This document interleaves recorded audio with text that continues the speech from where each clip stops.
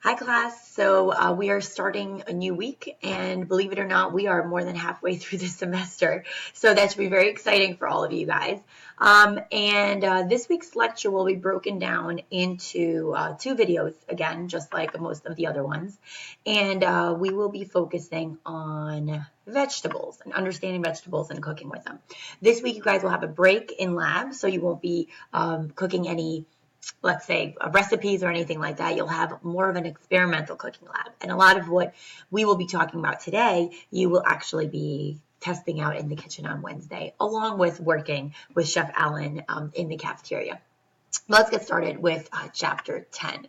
As always, you have some vocabulary terms that you should go over by yourself. But let's talk about vegetables. Now, I know that some of you guys are not the biggest fans of vegetables, but hopefully, with some proper cooking and introduction to different recipes that involve vegetables, you'll become a little bit more open to them. But why do we like vegetables, and why do customers want them and request them on menus and restaurants and hotels alike? Well, obviously they complete a meal. Vegetables think about their meals or a traditional meal, and they always include a vegetable, whether it's the aspect of maybe they think they're eating a little bit something healthy. A lot of times it is just a completion of the meal as far as color, texture, and a lot of times we can use vegetables for plate coverage, which is very important from, you guys know plating is hard. So when we can use a nice colorful vegetable for that aspect of it, that definitely is something that we enjoy in restaurants. Okay, so how does heat affect vegetables? So in many, many ways.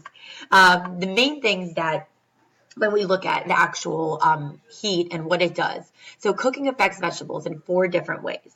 So the first one, texture. And you guys know this. Obviously, most of the time we're cooking vegetables and we're trying to soften them in texture. The other one is flavor. Most of the time when we cook vegetables for flavor purposes, we are trying to augment or change a specific type of flavor. Color, obviously. Now this is the one where typically with introduction of heat with cooking, we actually can hurt the color of it. So the color typically depletes, so we have to be careful with that. And the final one is nutrients. With whenever you cook vegetables, unfortunately, you're cooking off some of the nutritional values. So those are all things to keep in mind. The goal of properly cooking vegetables, just like with anything else, do not overcook it. So when you're looking at the picture on the bottom that is Swiss chard, and you can see on the left-hand side, it's cooked perfectly. On the right-hand side, it looks quite disgusting. So what we're trying to do is we're trying to maximize the positive and minimize the negative as far as cooking is concerned. Okay, so let's look at the first thing that we want to talk about, and that's fiber.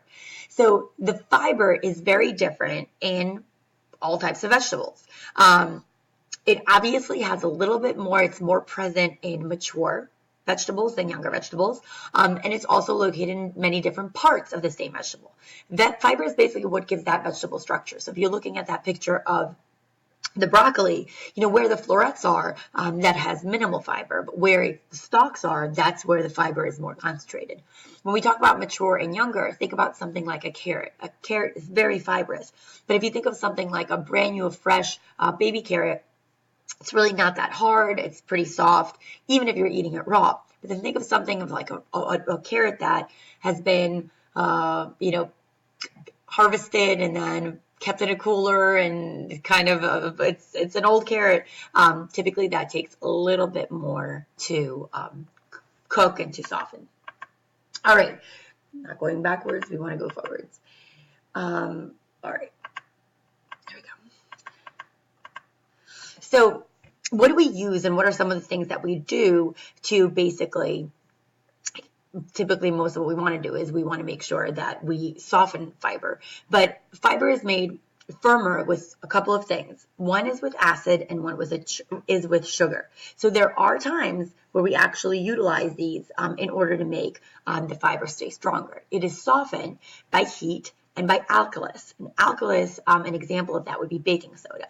So baking soda actually helps maintain vegetable color, but it actually destroys the vitamins. So sometimes baking soda is used in plating when you want to have like an example. Like sometimes Japanese restaurants, they might have a sample dish. So sometimes they might actually be using and adding baking soda, not for edibility reasons, but just to actually make the color pop a little bit. because it's more for picture taking purposes and for it to stay than anything else. So I already mentioned something when we say about, alkaline, acidic, and it's an interesting concept when you think about it. Now, I already mentioned, I think, with you guys a little bit about the raw diet.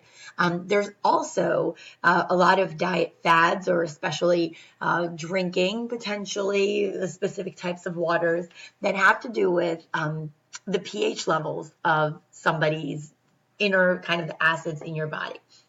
And so I put this chart up, and it's kind of interesting when you think about it. So when you start with some foods that are high in alkaline and alkalinity, and then some that are way acidic, you start looking at them, and you might start thinking about, okay, well, what do I eat? Am I on the upper spectrum, lower spectrum? Do I kind of keep towards the middle? And it's an interesting concept. So obviously, if you're looking at what is most acidic, you're looking at something like, the shellfish, goat cheese, pasta. It's kind of in that little vinegar, obviously, wine, cheese, and you're kind of moving down a little bit. Now, when you get a little bit more neutral, that's where you're with your milks and your yogurts, and that's kind of those are kind of neutral bases. So it's really good, and there's some studies done now to actually, there's health benefits to keeping kind of a diet that is definitely balanced, but also that is kind of kept at this neutral pH. So it's an interesting thing. Check out this chart and see kind of where you're at. Now, obviously, extremes are not good. So if most of the foods that you eat on a daily basis are in either of the extremes, maybe you should kind of start thinking about potentially balancing yourself out a little bit. All right, so let's talk about some starches. All right, so obviously dry starches, these are your legumes or legumes, whichever you want to say, your rices and your pasta. So whenever we're looking at these, obviously, it's important you're cooking them in the water, but one of the biggest mistakes that people make when they cook these foods is that they don't cook them in enough water. And I know that sometimes you read the package and it says, something like 4 quarts of water, and you have a little bit of pasta, and you're like, do I really need that? A lot of people don't follow directions. Well, I'm here to tell you that you should follow the directions, because you need enough water for the starch granules to absorb the moisture and to actually soften. So we do need enough. Now, when we're talking about something like vegetables and starchy vegetables, the first thing that comes to mind, or should come to mind, is potatoes, because potatoes are very, very starchy. And same thing, whenever you cook potatoes, you have to make sure that you're cooking them in enough water to where the starch has enough time to actually expand, to get out. Okay, so we need to make sure that you do all of that, and it's a little bit more explained. We're going to go more into potatoes in next week's chapter, so we'll learn a little bit more about that. All right, doneness when it comes to vegetables. Now, this is one thing is very similar to meats too, because meats, it always used to be, when it's completely, no pink and it's falling apart, that's the best way to cook all meat. And we now know that that's not necessarily true. So it's same thing with vegetables. It used to be you cook vegetables till they're completely soft, and then you serve them, and that's the best way to do it. So we obviously know that's not the truth, and also we know that's not when they're the best. So obviously, a vegetable is said to be done when it reaches the desired degree of tenderness. Most of the time now, we refer to the desired degree of tenderness the same as pasta. So we want to cook vegetables al dente, which is firm to the bite.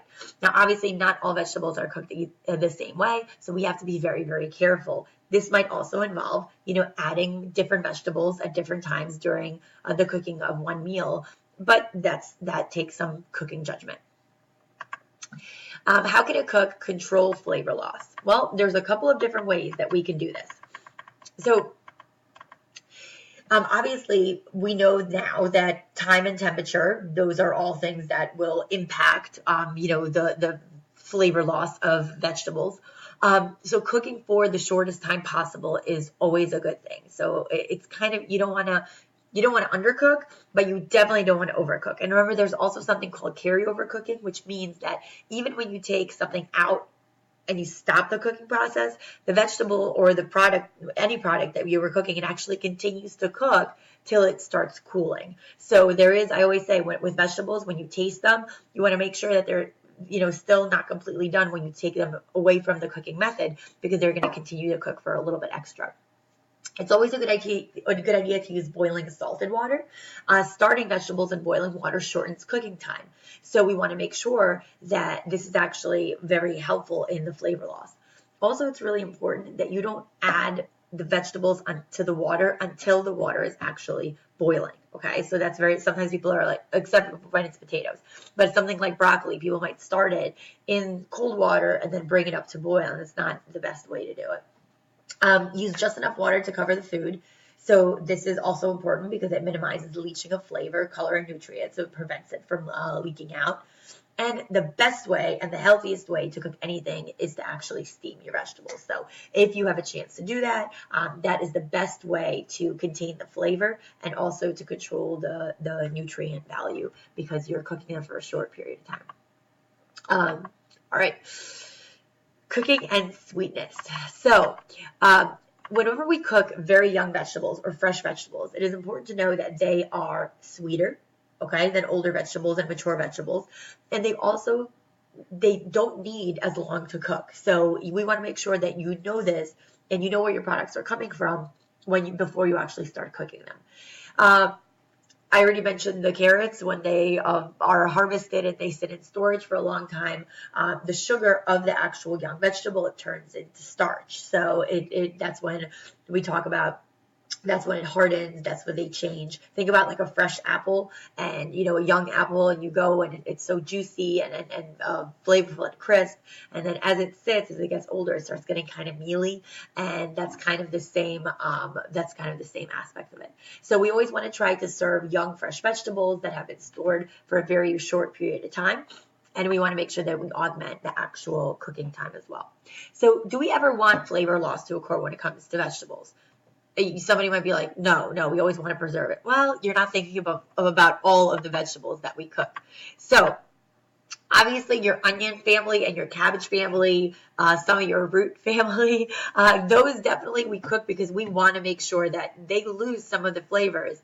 Now, maybe some of you guys are onion lovers, and I love a good onion on a burger, but whenever you're cooking it, the idea of cooking the onion and caramelizing it, making sure that it's nice and sweet and it turns into that sweetness, that's really what you're looking for when you cook onions. And it's very similar with a couple of other vegetables. Something like a parsnip. A parsnip it looks like a white carrot, but if you were to bite it raw, it is not good at all. I mean, it's definitely not something I would recommend, and it is not used raw almost ever. But yet when you cook it, it becomes sweet and delicious, and it adds so much. It has this like herbal quality to it, and it's such a great part in soups and stocks and anything like that. So it just becomes a completely different product once we cook it.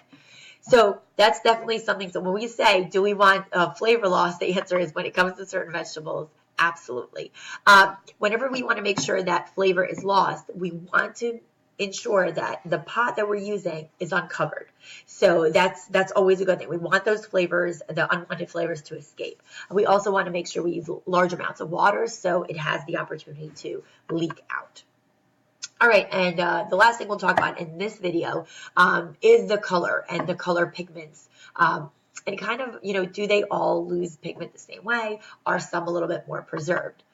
So when we talk about white vegetables and when we talk about pigment and what pigment actually is, so pigments are the compounds that give vegetables their color. So obviously not all vegetables have the exact same color.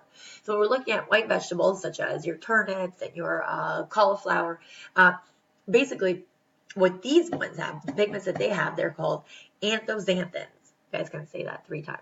I practiced it. And basically these are the palest that we have. That's something, they can go a little bit yellowish, but for the most part, they stay pretty white. So white pigments stay white in acid, and they turn yellow in alkaline water. So we already kind of talked about that with the addition of that baking soda. That will definitely turn these products yellow, yet they stay very white in acid. So that is the reason why a lot of times when we use these types of vegetables, we actually use specific types of acids to make sure that the color pops.